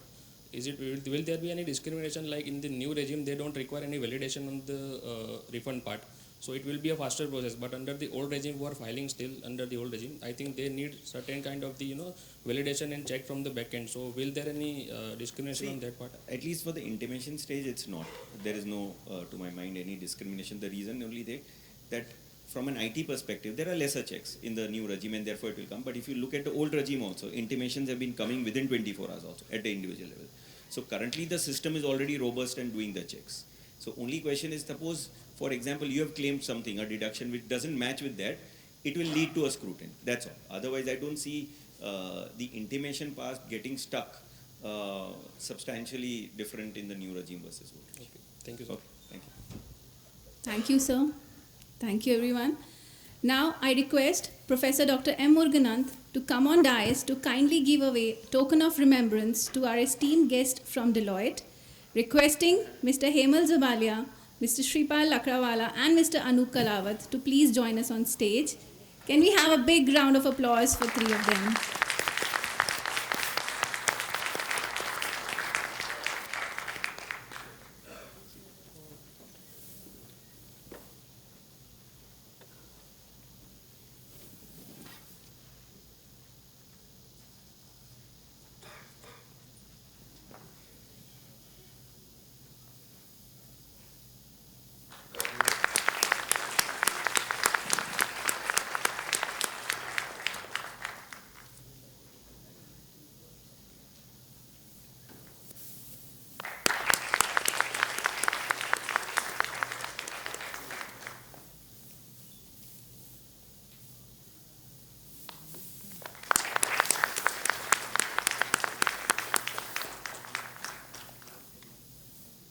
Thank you, sir. It was pleasure having you here.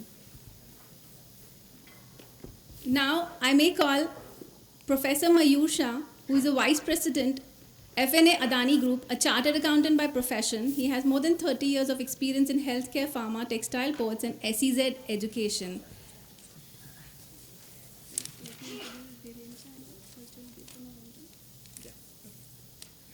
We are also privileged to have amongst us Mr. Dhiren Shah, Vice President Strategy and Structuring Adani Group, and Mr. Rajiv Bajoria, Vice President Head Direct Tax Planning and Compliance.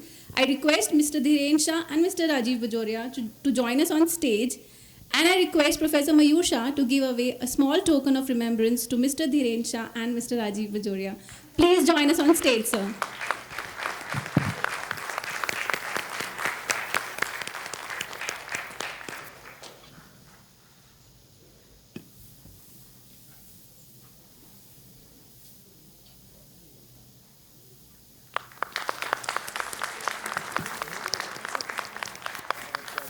So would you like to say a few words?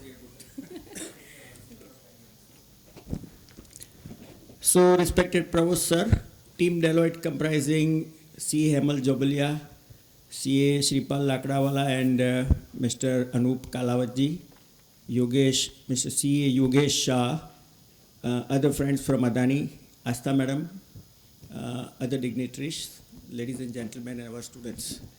It has been really a great privilege for me to extend vote of thanks. Before that, I would like to say a few things. Hemal Bhai explained about the new regime and old regime, and it was deliberated a lot. There are also, if we run through the budget, the finance bill and the memorandum, we come across two more regimes, first regime and second regime.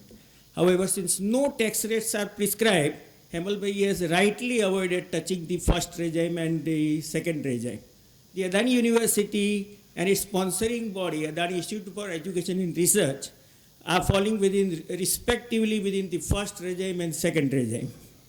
And the recent Supreme Court judgment, because of this judgment in Auda by the Supreme Court, this entity is falling within this regime, which have nothing to do with the old regime and new regime, are facing the problem of mischief of business. They are falling within.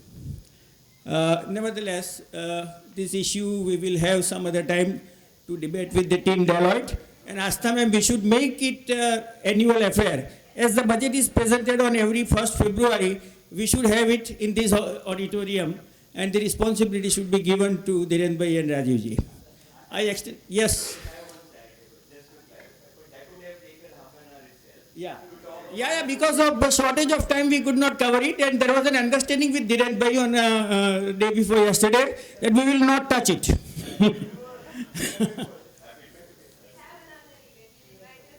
The order has been salvaged by this finance bill, but others, non-government entities are left to fend for themselves. So thank you very much. I extend my hearty vote of thanks on behalf of Adani University, Faculty for Management Sciences, and the Center for Finance and Risk Management, as well as on my own behalf. I once again am thankful to you for sparing your time and accepting the invitation, and also to Dhiren Bhai and Rajiv ji for making this happen. Thank you very much.